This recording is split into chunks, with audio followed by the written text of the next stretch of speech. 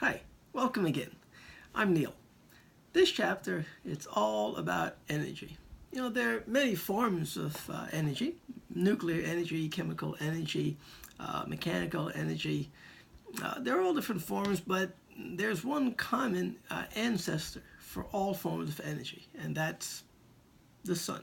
Ultimately, all life on Earth is derived, all life on Earth is supported by our sun. Now, we're not so much interested in this chapter about the sources of energy. We're more interested in the concept and the tracking, if you will, of what happens to energy as it moves from one form to another. That is to say, the conservation of energy. So in this chapter, we're going to talk about such things as work done, energy, and power. They're all intrinsically related.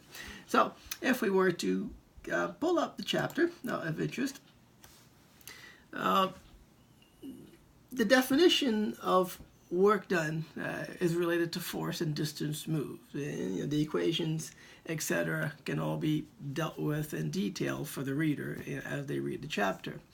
But we can loosely define energy as the capacity or the ability to do work, useful work, given by this definition right here. Now, the rate at which that work is done, that's related to power. As a matter of fact, that's exactly the definition of power. It's the rate at which work is done. So, as a reader can see, all three of these terms, the work done, energy, and power, are all intrinsically related. Now, as we said, all energy on Earth, in our entire solar system for that matter, to some degree, can be traced back to our sun.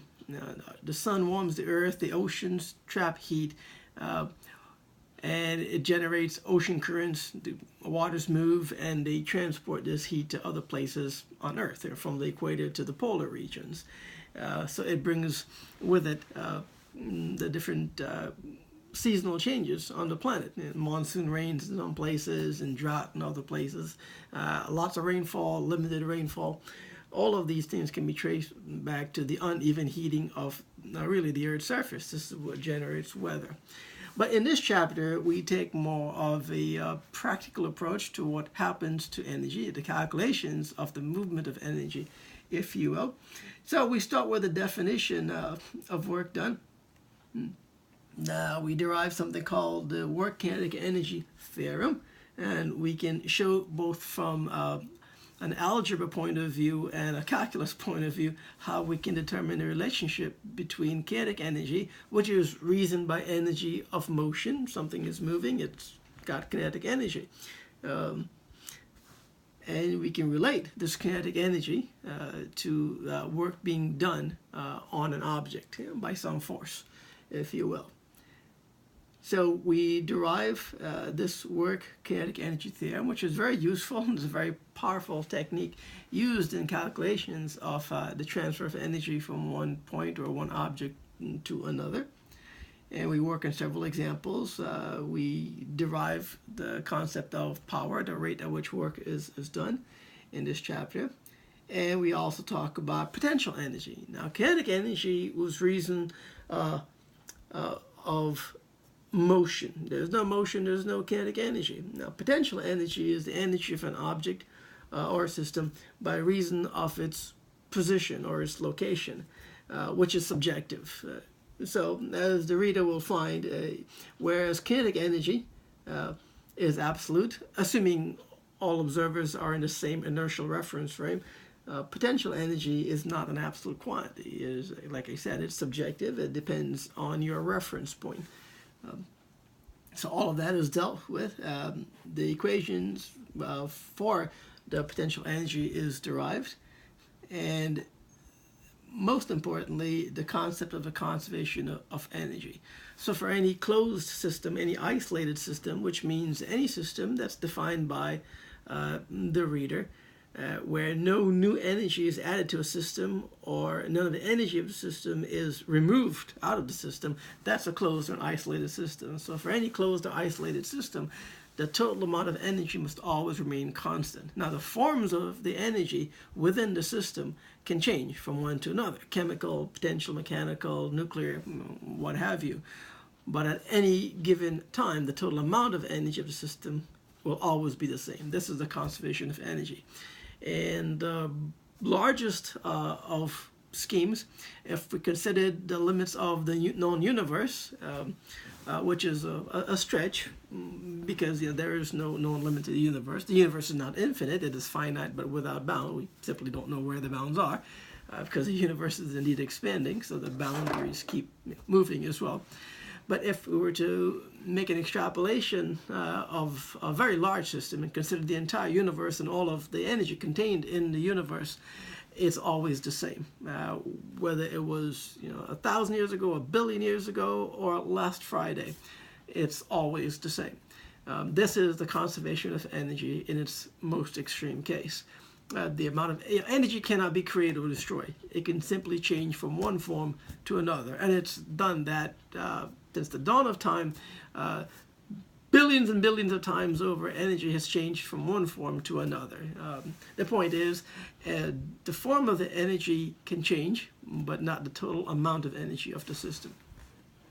It's a very, very powerful conservation law, which, like a few other laws that we will deal with, as far as we know, the conservation of energy law, it is not violated anywhere in this universe, with the exception, the possible exception, within the event horizon of black holes, where the laws of physics seem to be very different and may very well break down, as far as we know. So maybe the law is violated, but that's quite the stretch, because we don't know what happens close to black holes. For our purpose, conservation laws are never violated, as far as we know. And so it becomes a very, very powerful technique. So within this chapter, we consider things, for example, as this. This is Meteor Crater. It used to be called Barringer Crater, but that's named after the guy who tried to mine the center of it for minerals. This is the best known meteor crash site on Earth. It's relatively young. It's about 50,000 years old. And this is in the deserts of Arizona, just outside of Winslow, Arizona, a few hours drive from the Grand Canyon. The Grand Canyon is to the west and north of this location. The picture does not do it justice. You'd actually have to be there on the inside looking out, which I have, so I can testify to the fact that this is one large hole. So this was caused by a meteor impact crashing into the Earth very recently, about 50,000 years ago. It's about maybe 500 to 600 feet deep and about half a mile or so across. The size of the meteor that caused this, maybe about 80 feet, give or take. So a very small rock leaves a very big hole in the ground. If this were to occur today in any populated city or town, it would completely demolish any town or village or small city. And no doubt it would have devastating effects as to the people that live there, wherever this would occur. This is a testament to how much energy is carried by asteroids, comets, and meteors. So we do an example to estimate how much energy, and you can just gives a perspective. This is me here at close to the center of the Meteor Crater, and you can get an idea of how much larger it really is when you've got a different perspective. So we perform a calculation of what must have been the mass of the rock that caused this meteor impact. And so the reader can see that it's not so much the mass of the rock or the asteroid or the meteor or the comet that's of concern, it's the speed at which it is traveling. Because the energy is a function of the square of the velocity. So small changes in velocity means a tremendous change in the amount of kinetic energy that the meteor is carrying. So it's actually a quite interesting example from a real life and quite a very scary perspective, because there are billions of meteors and comets that are flying around in the asteroid belt between the orbits of Mars and Jupiter, not terribly far, just a few tens of millions of miles from the Earth. And so it's not so much the ones that we know of that we're tracking, it's the ones that we haven't yet discovered, and the ones that we really ought to be afraid of. So no doubt this will happen again sooner or later. But that's a different story. If we were to scroll down, we could consider some more examples of the conservation of energy at work. This one was taken on my trip to Switzerland. Mont Pallotta, this is the top of a mountain, possibly the most famous mountain in Switzerland, Mont Pallotta. It's the longest toboggan ride in all of Switzerland. You can see the path taken by a toboggan all the way down. So it was a fun example. I did this ride. It was quite exciting.